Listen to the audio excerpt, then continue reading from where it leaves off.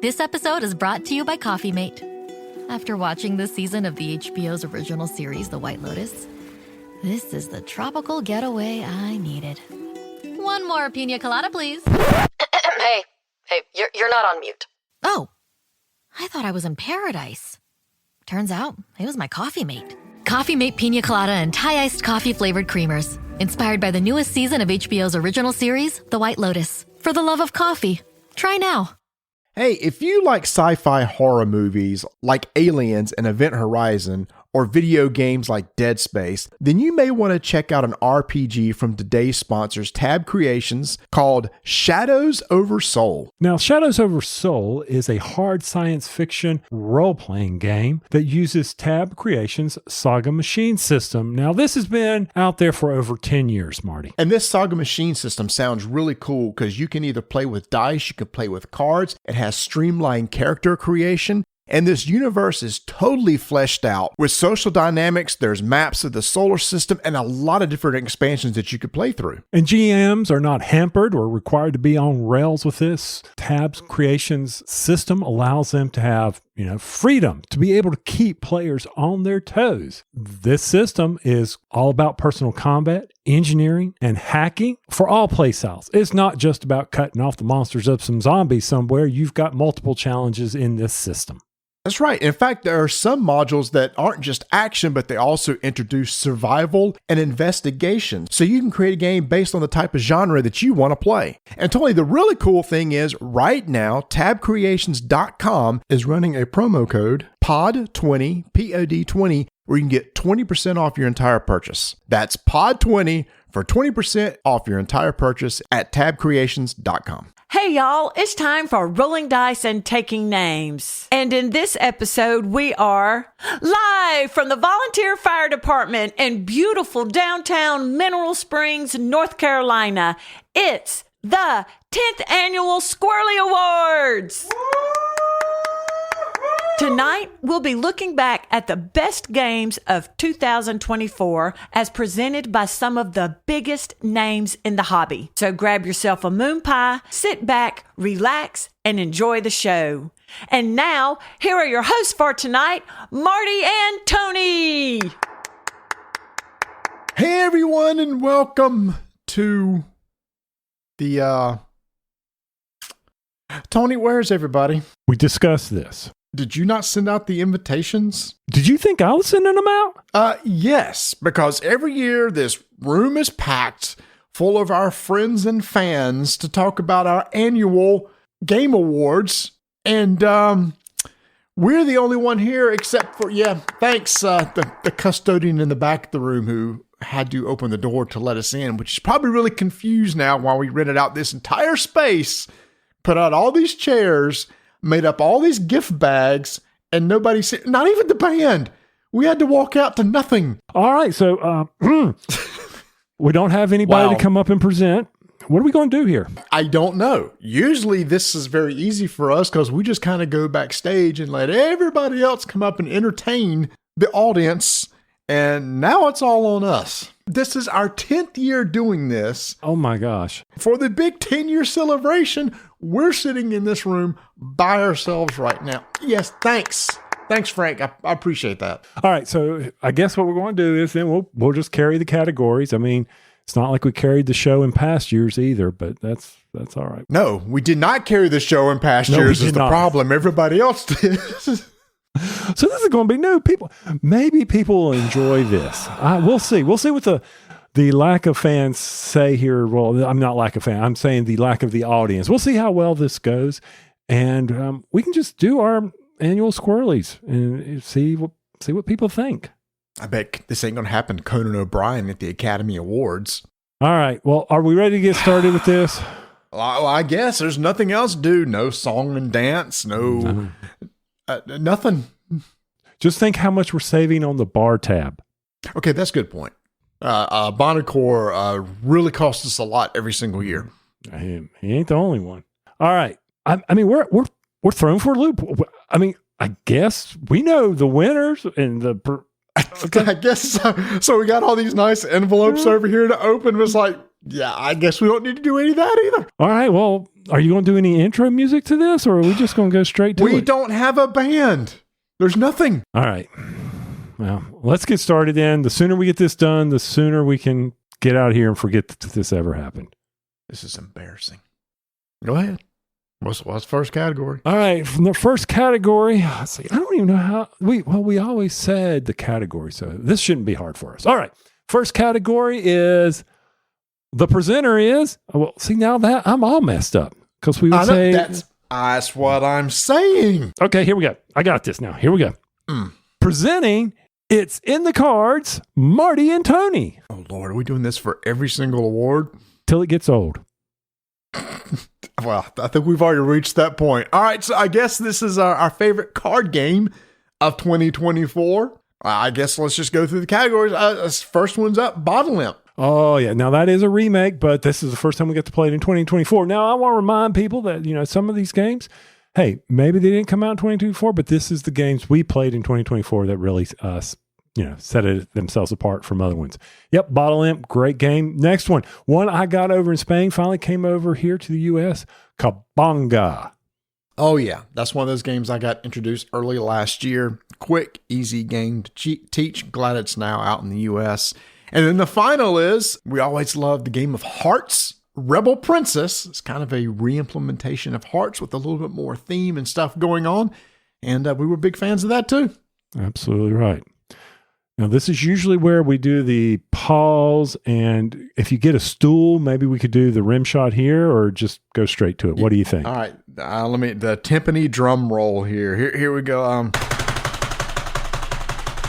And the winner is Bottle Imp. Woo! We got to even do that. Frank doesn't have a big woo over there in the corner. He does. Frank, can you put a little more effort to it in the back?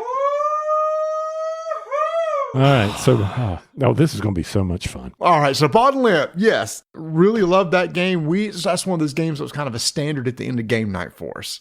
Mm-hmm. Such a brilliant idea of the fact of low cards that can actually take tricks, but they're bad for you in the end. That's right. You do not want to be stuck with the bottle. Taught this to a lot of people. I like the fact that the new edition includes up to 6 players. I've played it with, you definitely have 4. 4's the sweet spot. 6 worked well because they added the 0.5 cards into the mix. Took a little plays to get people to understand some of the strategy, but it's always one of those things where I think, depending on what you're dealt, well, like all card games, will determine what strategy you want to do. One of my favorite mechanics, you're passing cards to people, like similar to Hearts. Love Bottle Imp for that. As a matter of fact, I am going to be taking Bottle Imp on cruises with me this year because we all loved it so much. Yep, fantastic game. If you haven't had a chance to try it out, you really should. All right, the next category is, there's no fanfare. It's just best family game. Presented by Marty and Tony. Okay, right. Okay, we're going to stop that. All right. All right, and the nominees this year are Flip 7, a game that we've talked about before. It was another one of those that I teach as I play, which is really nice. That is nice. Castle Combo. Card lane, tile lane, however you want to say it. You're putting out cards 3x3, trying to score points. One of my favorite mechanisms on that is you've got 2 markets that you're buying for, and you can only buy from one particular market, or you can use keys to move it. Hidden strategy, a lot of strategy in this game, so really enjoyed Castle Combo. Yep, and it's one of those that we got to teach at Dyson Diversions, and people really loved it there. And finally, a party game, kind of straight up a party game, Mind Map, where you have this interesting graph with random axes that are set up by cards each time, and based on the words put on the axes, you're trying to place clues of where the secret word that you were dealt out onto the board, and people try to guess which is your word based on where it is within the graph. Oh, let me have the stool. My turn to do the sound effect. Okay, you ready? All right. You got the envelope ready? Well, there's no envelope. I just know who it is. But yeah, Go ahead. And the winner is Flip. No, you have to pause. Let me say it. Flip 7. I screwed that up too. be a long night, y'all. That's right. Flip 7. The game that is really hard to find right now. Supposedly it's supposed to be in Target soon. And why is it hard to find? Because it's so stinking popular. This is honestly Uno level of teaching and gameplay. But I don't know, the push your luck element of this game is just what really puts it over the top. And I forget, we had a meeting with Andrew over at OP Games, Op Games, and he was telling us all about that. They're going to get into a small box. They heard the fans wanting it into the small box. They want it hanging on the pegs next to 5 crowns, not sequence, phase 10, that kind of stuff. So it's got even more visibility. And I forget how many he said they sold. I don't know. I don't remember the number, but it was a lot. It was a lot. It was a ton. Yeah. I forget how many zeros, but there were a lot of zeros for them. Yes, they caught them. So. It's one of those games that catches the publisher by surprise. Yeah, it's one of those things that we just talked about. Bottle Lamp. Bottle Lamp could be seen as a family game too. It's a lot of times the family games and the card games kind of roll over each other, but this is definitely a card game too. So it could have gone in the other quick category, but this is definitely one of those we felt like among any situation, people who never played games before, these 3 could easily be picked up. It was a toss up. Marty and I, when we were going through the winners, we had to go back and forth between Castle Combo and Flip 7 because we really, really liked Castle Combo. But Flip 7, just for that ease of teach, edged it a little bit here for the best family game. And that's why I beat out the other 2. All right. Number 3. This is presented by Tony and Marty. See, I mixed it up that time. The best cooperative game in 2024. The first one, Tetrarchia. Tetrarchia. Something like that, yeah. Did I get it right? I mean, I'm screwing up all night. I can say whatever. No. I mean, Tetris? even when we covered this game, we're like, Tetrarchia. I had to look up how it was pronounced. Anyway, go ahead. Yes, this is one of these small map games, right? Where you're trying to go out, and if I remember correctly, the Romans were trying to bring civilization to the world. It's kind of like a pandemic style historical game. We just played their other one that was just released by the same designer, Hispania. This was the first one that came out, yeah. And I'm sorry, that's where I'm thinking I'm getting them both confused because they are very similar in style.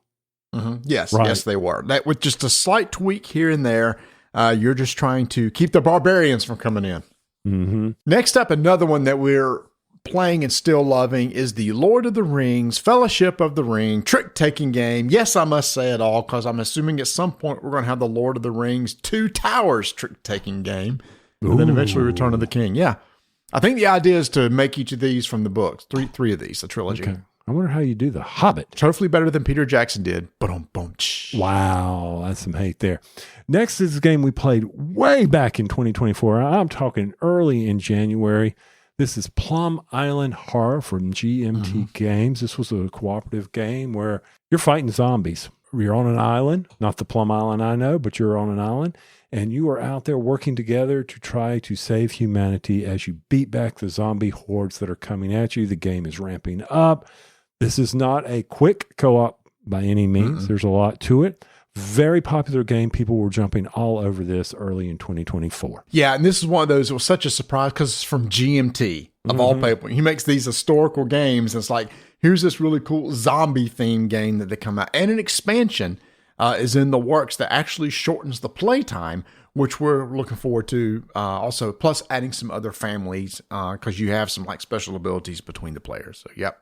All right, you ready to announce the winner? I'm ready to go here. All right, here we go. I'll do this one on my chest.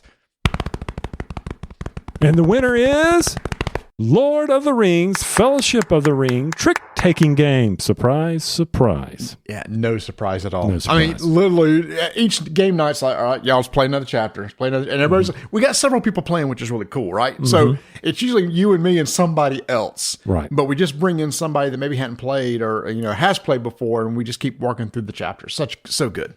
Yeah, and one of the things, like the recent chapters that we've got, I'm liking some of the new mechanics they're throwing in and how they're mixing in mechanics that you already know.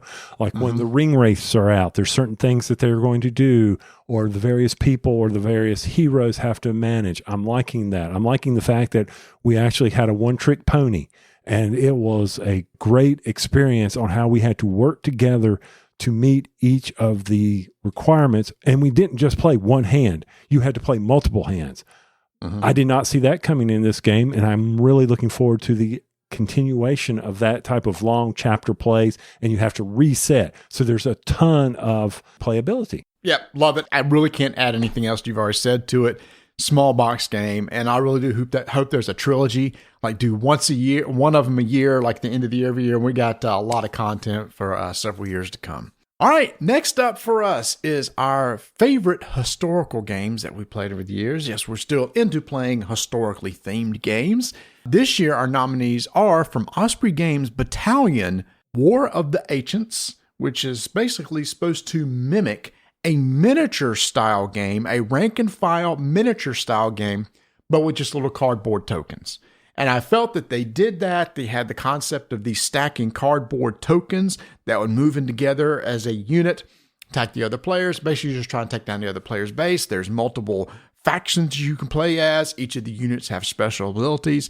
And sure enough, Tony, I felt as I was playing this game that these cardboard pieces could have been easily replaced by miniatures on a little grid that you move around, kind of like the classic Warhammer Fantasy or the current Old World Warhammer. But it's a lot easier to get to the table when there's just little cardboard tokens like that, and only plays in like 30 minutes. So next up is Tetra Chia. Again, we've already talked about it in our previous best co-op, so not going to waste any time on that game. We'll just, hey, wind back about 2 minutes and you'll hear us talk about it already. Since I got such an easy one, I'll go ahead and take over Total Domination for you. How's that? Are you okay with that? Yes.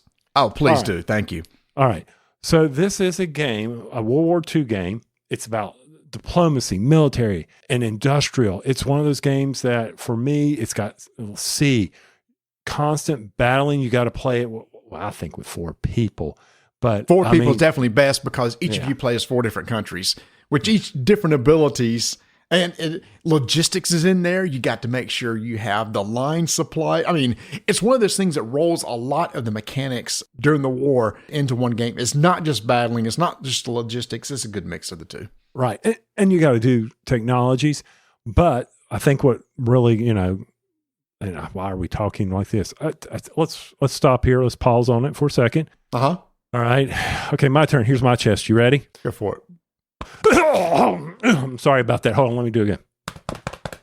And the winner is Total Domination. So that's why we paused. Go ahead and say what it is because we're already jumping well into the. See, we can't do this without the other people that are here. It's too hard. All right. Anyway, so what was the thing you said you really like best about Total Domination? You was getting ready to say something. Card-driven play. Simplistic card-driven play, but strategic out the wazoo. Yeah. Anytime you have those cards that give you the the word just left me, the 2 functions of a card. What's the card going to do? How is it going to work?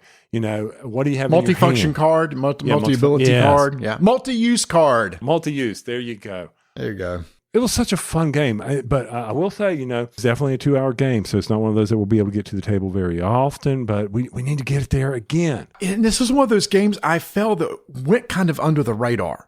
There's a lot of historical games that are talked about, but this one it talked about a lot. What I like about it is it's not necessarily for those who are heavily invested in war games and it's too complicated. It's not that complicated of a game. This really could have had other themes put onto it, but the fact that it is a war theme allows you to bring in real countries dealing with real things, and it kind of makes sense as you play through it. Solid game, and I agree we need to get it out to the table again. And it's not that expensive either. I'm looking at some of the places. It's running around $35, $40. So it's one of those games, especially with some of the miniatures that come. Oh, such a good game. Yeah. All right. With that, we are going to move over to one of our other favorite categories. Reminds us of us. It's Alive. And these are games that have a new edition. It's a re-release. Did they mute that? No. I see. We don't have a sound engineer. Nothing. How do you do? It's just falling off the rails. I know they're getting the real us now, but these It's Alive games are the ones that we're thankful they brought them back from the dead. Okay. Yes, lots of times these are games that we never played before that we get to experience again. I know with 2 of these games I never played before, and I think Tony No, you may have played. Let's just get into it. The first one is Middle Ages, which is the one that you may have played before in the past. Right. Majesty for the Realm. Yes. Yeah. But I never had. Next is Acquire, which I've never played until recently. And I have. And Renegade Games came out with a new version of that last year. And I think even came out with another new version. Wow, really? I didn't realize they keep coming out with them. Okay. And what was the last one? I finally got El Grande that I have never played before, but always wanted to experience. Such a simple game where you pick an action from a card. You got the nice tower where you drop your little meeples into, and then you reveal at the end. It's a solid intro level area control style game that plays super fast. I really dug it too, just because I now see why it was so popular 20 years ago. Right. And the power cards and when you could get to play them. It was... Yes. Yeah. Got to play them in order and everything. Yeah. Yeah. Very good game from that standpoint. All right. My turn to announce. Let's forget this. Don't worry about it. Let's because you may burp again. I don't want to deal with that. All right. You ready? Yeah, go for it. And the winner is Middle Ages. Yep. Why? Why did it grab you so? I mean, the drafting mechanism of the game. You're drafting tiles in a row, and you resolve who's going to go in the draft from left to right on that row.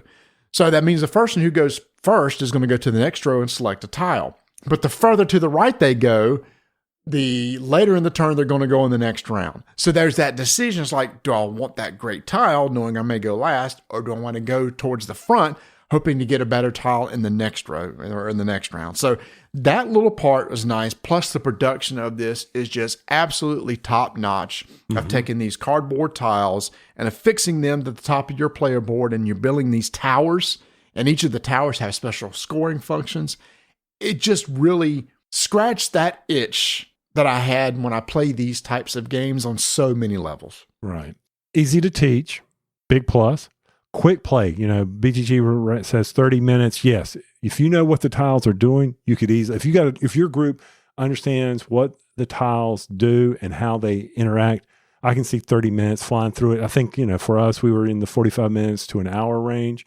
And probably for me, one of the nice things I like is that you're sitting there and, like you were saying, where do I go? I really need that tile, that hard decision. Do I want to pick last? Just really enjoyed the game. And I think the final thing is simple, easy. Whoever has the most money wins. Yes.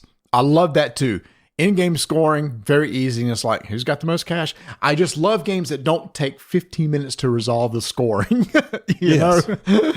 Count it all up. And I can see how much money you got. It's not going to be a sudden surprise to me at the end. Yeah. So good. So good.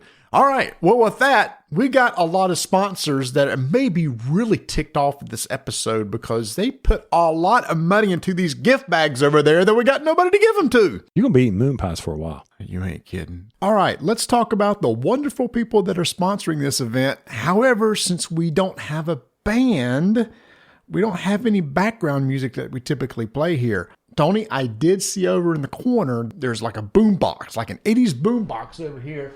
And it's got a tape in it. So let's just give it a shot and see how this goes. Huh. All right. Not too bad. First up is Miniature Market. They are the ones that have a lot of these games that we talk about, and make sure that you look at our show notes each and every episode because we have links going back to Miniature Market for all the games that we talk about. Our little review is posted down there at the bottom of the game if you ever want to go get a refresher on what we thought about a particular game. And make sure to use our affiliate link, which can be found on our website, rolldicetechnames.com. That'll let them know that you went there through us. And then if you like the game that you get, give them a little comment over there on the review on what you think about the game. That's so again, to find out about all these games that we're getting ready to give awards to, and all the nominees, head over to miniaturemarket.com. When you host a board game awards show like we're doing, you got people who play board games. So you've got to have the ability to play board games after the show. That is our award show after party. Unfortunately, over here at the fire department, they don't have these real big special tables. No, but they've got some sawhorses.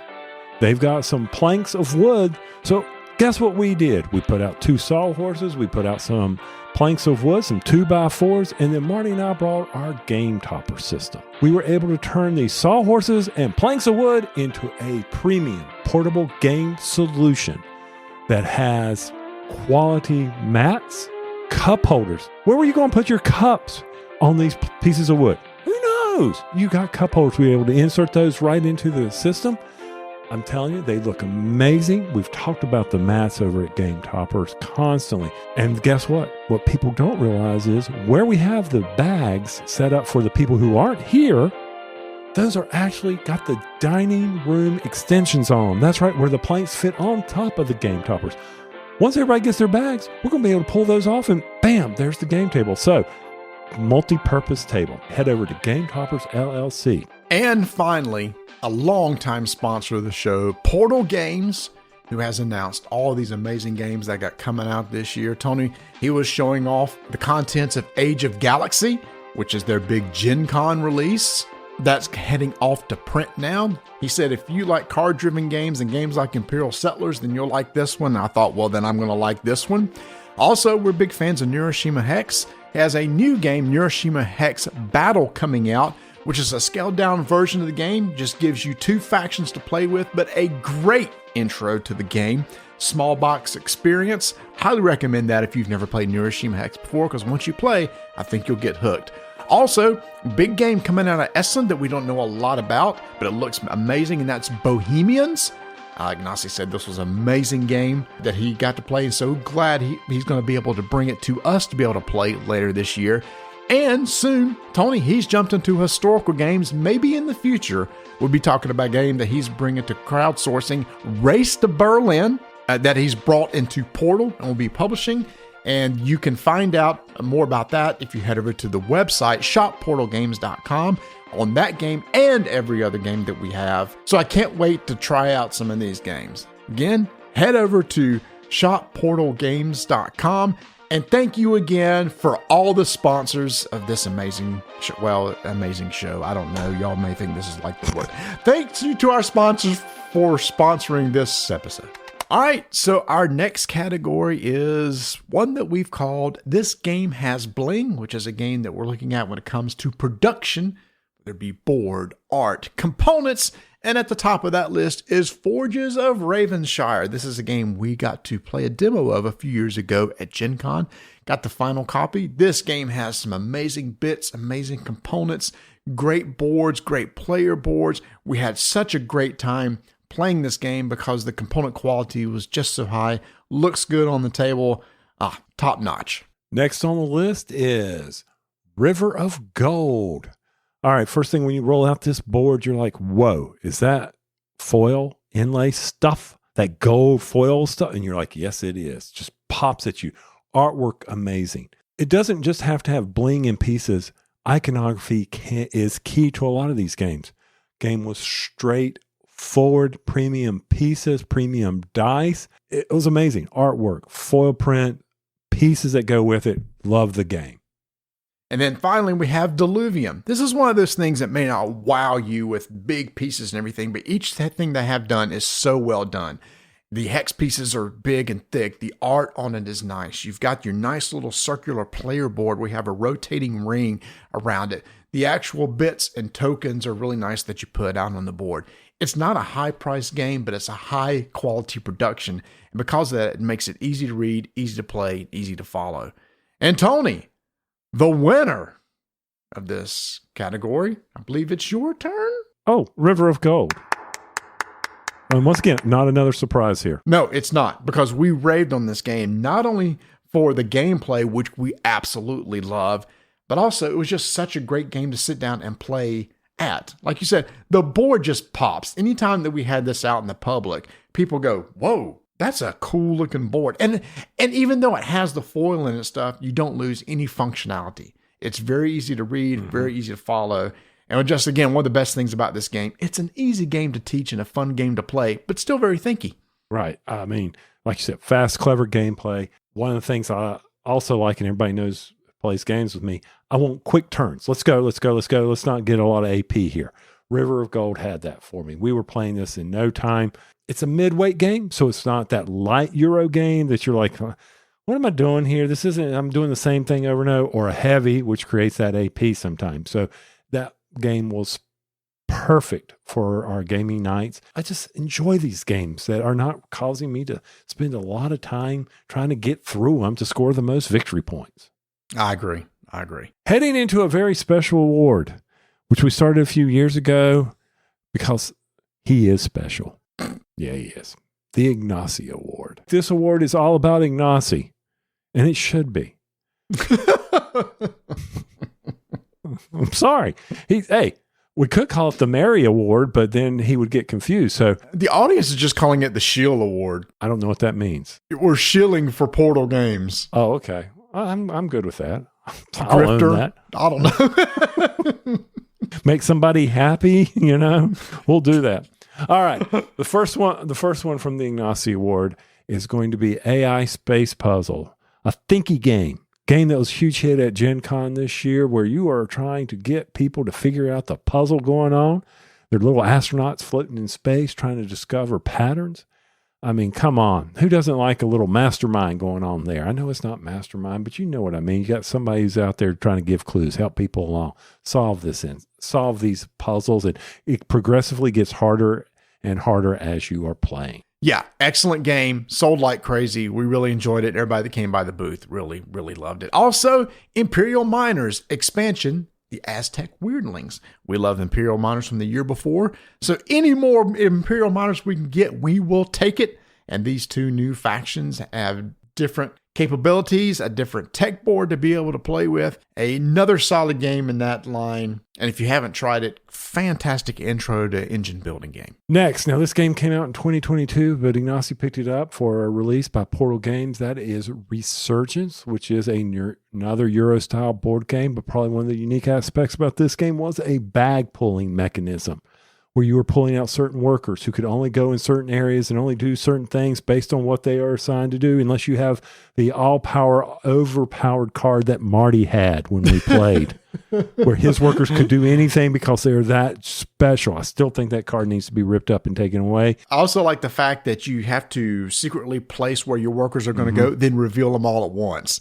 And it's one of those things you look around the table, it's like, oh, I didn't know you were going to go there sort of deal. So I like that element of like, trying to fake out other people or, try to make sure that you be able to get to go where you need to go. Has kind of a tech tree feel to it where you can, on your little player board off to the side, you can unlock rooms on your player board, and it has that tech tree feel to it. Yeah, so a lot of really good things going for it. And one of the things I don't want people to think about with Resurgence is that he talk about mutant tribes, things like that. It's not a zombie side. It's not one of those types of games. No, it's not. Straight Euro style. All right. By the way, I guess we should say Resurgence 1. Oh, yeah, Resurgence 1, by the way. Yeah. We got to see, y'all, we can't do this without the other people here. Oh, that's okay. I mean, we should have put probably AI Space Puzzle up in the co-op games, but we knew we had a special Ignacy Award. So people were saying, well, why didn't you put it up there? If they were here, I could hear them yelling at us. I could hear the crowd saying, why didn't y'all think about that? Well, Frank, what do you think? Yeah, he's falling asleep. All right. He's like, finish this up. Next up is one of our favorite awards, the Just the Two of Us Award. Usually presented by our good friends Chris and Dan. And usually they love to come to this thing. I bet if we called them, they could have been down here. It would have been late, but That's true. But yes, these are games that are specifically made for two players. And first up, we have Pagan. This is a game that came from Capstone Games. And if you go back and listen to our review, this game feels like it's like Netrunner, where you have two sides playing two different rules, two different factions. One's the witch, one's the witch hunter. There's bluffing involved, which had a Netrunner. So immediately, the way the game played with this asymmetric gameplay, the bluffing mechanic, I just immediately fell in love with it. Next is Lord of the Rings Duel, similar to the Seven Wonders Duel. Except they've added a whole new concept to this game where you are sitting there, you've got somebody trying to make it to Mount Doom, and somebody is the Black Riders. And by collecting the cards, and similar to the Seven Wonders duel, you're going to sit there and you're going to try to build it out so that either the ring wraiths can catch up to the Fellowship, or the Fellowship can make it to Mount Doom, or there's multiple ways in it. You get the standard scientific award, which seems how I always lose this stupid game.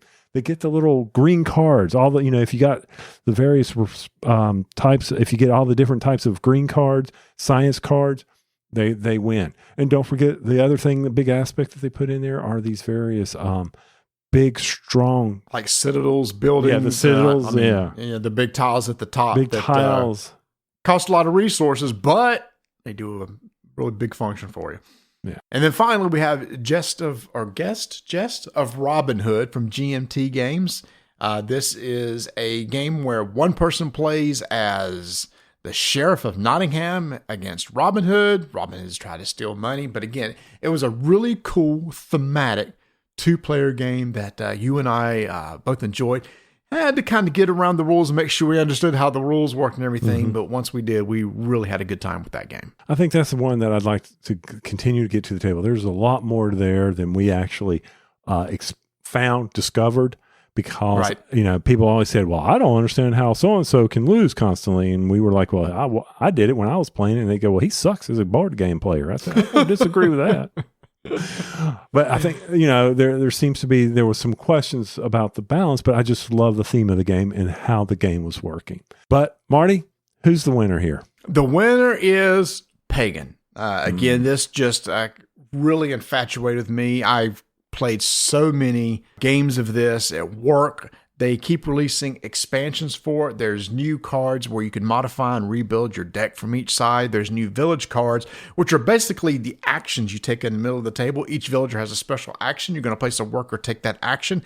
So now there's new actions being integrated to the game. So this is a game that's going to have a life. I think there's actually going to be an organized play around the country and the world for this game where you can go into your game store and play competitively. So yeah, keep your eye out for Pagan. Really solid, good 2-player game. I'm not really sure I can add a lot here. Marty has played this game way more than I have, but the few times I have played it, I've enjoyed it. And I do like the subtleties of, the hidden factor of how to, discover, is it the witches? I always get it confused, Yeah. The witches are the ones that are bluffing because they're trying to keep the witch hunter away from their actual target. And it does. There's that build to it, and that's one of the things I enjoy about those games with Pagan. Worthy winner of just the two of them. All right, one game. It seems like we could list every game from 2024 in this category. Yeah, as we get older, as we get older, that way, isn't it? Yeah. Oh man, Pass the Advil. This is the award that for us.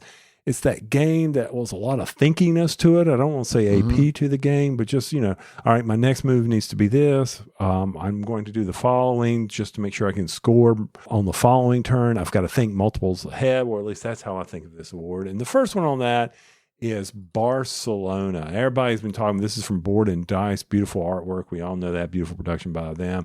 But basically, you are building in the city of Barcelona. You are expanding out Barcelona, basically trying to put down some city tiles. And the unique thing in this game when we were playing is that where you placed it based on the row and the column allowed you to do certain actions. And that's where the thinky part came in. I need to go in this row or this column that allows me to be able to do the actions that I need, which then allowed me to combo. One of our favorite things about these types of games is when you get those multiple combos going on. Next up, we got Stevens, which is a game that has a mechanic that I like where you're able to put out cards out beside the board. And when people take actions on the same row where these cards are, if you're the one that put that card out there, you get a little bit of a benefit. So it has that Lords of Waterdeep type feel to it. Hey, I'm going to put a building out here and you get a little something back. It has that sort of thing to it. But I also love too how it must build up over time. You have like the lower level of the factory that's accessible, but to get to the higher level and get cards up there, you have to build from the bottom up sort of deal. There's some nice resource management of getting the right glass and using that glass to turn in for better glass. I mean, obviously it has that resource management type thing, but for me, it's the actually putting out the cards that will give you benefits over time, which I just really liked. Now, I could just go ahead and give you the third one, but The winner is Hegemony. The third nominee and the winner is Hegemony. Yes, I know this game came out a year earlier. We did not get a chance to play it until 2024, but it immediately captured us, and we've played it multiple times over the year. And it's one of those things that anytime I am down and open to playing again. Oh, yeah, me too. And looking forward to, they just completed their, the Kickstarter for the next one. World Order. Yep. Really looking forward to putting this. I don't know what it is about a game that lasts 5 hours, 4 hours. You would think I would not sit there for this, but there was something about this. I just enjoyed. It wasn't a lot of debate. You've got voting going on and you're trying to convince, but it wasn't this constant going back and forth. Well, you need to do this, you need to do that. Like you see in these social deductions, you had the interaction between the various players because of the asymmetry between the various powers. I also felt like that if you didn't play with the state, that you weren't going to lose anything. So, 3 or 4 players, that can cut down on your time. This game come out of nowhere, completely surprising. When Marty said, we're going to play a game that may take 5 hours, I had already checked out, but got into it. And I was like, okay, you got me with this one. I think the reason why is because even when other people are taking their turns, you're heavily invested in what they're doing because what they do affects you so dramatically that you've got to constantly keep an eye on what others are doing. Now, I will say there is a learning curve because to play this game really well, you kind of need to know what the other factions can do and kind of what their goal is. You need to know, what is the state shooting for? What are the capitalists shooting for? What's the middle class? What's the working class? What's all their goals? How will the decisions they make possibly negatively or positively impact me? Because some of these kind of synergize together and kind of work together and potentially help each other out. And that's where the constant communication and table talk happens, which makes a game that lasts this long seem to move pretty quickly. No surprise here. Looking forward to it. Anytime that, outside we've got this tremendous storm going on right now, wet, rainy weather. This is a perfect one of those games to put on the table if you didn't want to do anything else. Hegemony. Such a good game. All right, next up, it's time, Tony, for your game of the year. So for the first time ever in the Squirrelies, for the 10th Squirrelies, I will be introducing your game. In fact, it's the first time we've ever introduced anything because usually somebody else does it. Sad. Anyway, I will be introducing Tony's Game of the Year. Here are his nominees, and I'll let you say a little bit about each of them. First up, one we've already talked about, Bottle Imp. Bottle Imp, card game. You got me at that. It's what got me into playing board games. I love this. Love the, like I said, the re-implementation, 6 players, Bottle Imp. One of those games that when people say, hey, let's do 5 crowns, I'm like, hey, let's not do Bottle Imp instead. I'm using that one as a way to just break from those standard old card games that I see often here in the family. Next up, a game we just finished talking about, Hegemony. No surprise. Like I said, if you can hold my attention for that amount of time, you deserve an opportunity to win my Game of the Year. A new nominee for this award show, Tower Up. Tower Up from Monolith Board Games. This one caught the family by surprise. Here we go. My Game of the Year is Tower Up. Surprise, what? Surprise. It is a surprise. So this came out of nowhere. Tower Up? All right. So a couple of reasons. Well, first off, I want to be fair. Bottle Imp is one. Hegemony's one.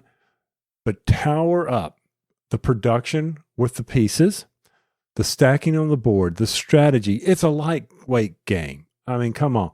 But it was so easy to teach. I mean, anytime where I can get the family to the table and say, listen, you're either going to place a block out on the board that can't be the same color as other blocks around you, or you're going to get blocks from that card that's on the tray over there. It doesn't stay on the table way too long. There is strategy involved that people aren't really, they're saying, oh, that's such a lightweight game. But I'm like, no, there's a lot of strategy here on what you want to do, when to take certain cards.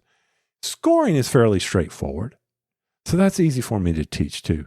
For all these games, of the ones that were in this list, I'm like, okay, what game did I play that I actually played a lot of, felt a lot of the plays actually, and that the family really enjoyed? And so when I say, hey, do you want to play this or this? They'll usually pick Tower Up. It moves past the Ticket to Ride phase, the Carcassonne phase, Mm-hmm. So that's the reason why Tower Up won my Game of the Year. Questions, comments? Frank? And I think he thinks it's I think is he taking a nap? Yeah. I see. Yeah. Okay. He's like, when is this over? All right. We only got one category left. And that is presenting Marty's Game of the Year, Tony. All right. So once again, Marty is going to wow you with his brilliance with his favorite Game of the Year. Marty, tell us who your nominees are. No, I told you. You list the nominee. We just did this for you. I still ain't getting it right. Crap. Oh my God. See, this is why we need other people to do this. Maybe next year. Assuming we'll be around next year. All right, here we go. First game, River of Gold. We've already talked about this one. And Tony, much for the same reason you gave your Game of the Year to Tower Up, the simplicity of the game, the ease to get to the table, the ease to teach it. I know that in just a matter of minutes, I could pull this game, set it up, and relearn it real quick and reteach it. I was totally blown away by this game. This is one we haven't talked about yet. So this is what we call the money sink, Star Wars Unlimited. Yes, if you're a longtime listener to the show, you know we got into board gaming through TCGs, and I haven't really gotten into a TCG for a while until Star Wars Unlimited came out last year. We got to preview it at Gen Con a couple years ago. I got to go to a special release event. I'm playing in tournaments at least twice a month, very casual tournaments. In fact, even before I came over here to the show, I was at home resorting cards and putting cards back into the book. And then I realized, oh, shoot, I got to get her to the venue real quick. So I put on, my outfit here that nobody's ever going to see and came over here to the venue. But yeah, everything about this game I love. It gets me back into building decks again. I love the play of the game, the back, the forth. You take an action, I take an action, so it moves really quick. Each set has brand new mechanics of the game, and I love the community that's around it, and that's a big bonus too, which is another reason why I used to like playing CCGs, is because of the big online and local communities that come out of it. Do I even need to mention the third one after all that? Okay, Pagan, yes. Another 2-player game that I was totally infatuated in because it reminds me of another deck building game that I talked about, Netrunner. We've already gone a lot over this game already, but again, it's one of those, when I look over 2024, that one is a big standout for me. Marty, who's your winner? It is going to be Star Wars Unlimited. Never would I have thought that my Game of the Year would be a TCG again. I thought I was out. I thought I was done. And it pulled me back in. But I know how to manage it now. I don't go crazy because I've said I'm just going to play casually. I don't need 3 of all the best cards. I take what I have. I enjoy the decks that I have. Well, I enjoy the decks. I guess after you get beat in the ground so often, you can only take that for so. Okay, that's another. I need to talk to my therapist about that. But anyway, this is a game that I just really in love with. And again, there's so many people that I get to play with. And it just brings back the nostalgia that I have from 25 years ago of the Lord of the Rings CCG, sitting there playing with cards, sorting cards, building decks. And I love the feels that it gives me. So Star Wars Unlimited is my Game of the Year for 2024. Well, there you have it. The 2024 Squirrelly Awards. Without a bunch of people.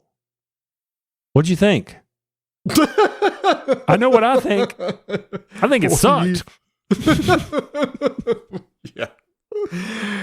Oh my gosh. All right. We'll see how this goes. Maybe next year we'll get it coordinated correctly. I don't know. Usually as we wrap this thing up, we thank the sponsors of the show. We thank them again, Portal Games, Miniature Market, and Game Toppers. And usually we go through and thank all of our guests, but that's going to be pretty easy because we're not. Well, big special thanks to Frank back there. Mm-hmm. Frank, take you and your lovely wife a few of the gift bags. In fact, just take as many as you want. That's right. Oh, and thank you, Marty, for showing up. Oh, yes. And thank you, Tony, for being here tonight and presenting with me. And thank you for Vanessa, who came out, and she was kind of confused, too. Now I understand why. When she came back after introducing us, it was like she had a weird look on her face. So when is she going to come back? I mean, Target's right down the road. When's she coming back to pick you up? Yeah, I don't know. I may be on my own tonight. I can drive you up there, and you can go meet her for date night. Oh, there you go. Target date night. I love it. Thanks to everybody for listening to Rolling Dice and Taking Names. We really do appreciate your support on the show. And seriously, head over to our Discord channel and tell us what you think, where we were wrong on our games of the years. We're used to that type of feedback because trust me, people give it a lot, and we don't mind one bit. No, we don't. Please let us know what your game of the year is over on our Discord channel, which you can find on our website, rolldicetakenames.com. Make sure to follow us on social medias. On all of them, we are at Dice and Names. Thanks again, and we'll see you next year, hopefully, for our 11th Annual Squirrelly Awards. Hey guys, I'm here. Dan King, let's get this party started. Game Boy Geek. Guys, where is everyone? Hey there, I'm Hugh from Moderation. If you like today's episode, why not check out the next session? Your D&D Agony Aunt's there to answer all of your questions. Join Adam and Alyssa as they answer questions sent in by listeners like you about how to solve the problems that come with running and playing in all sorts of different tabletop scenarios. Available wherever you get your podcast.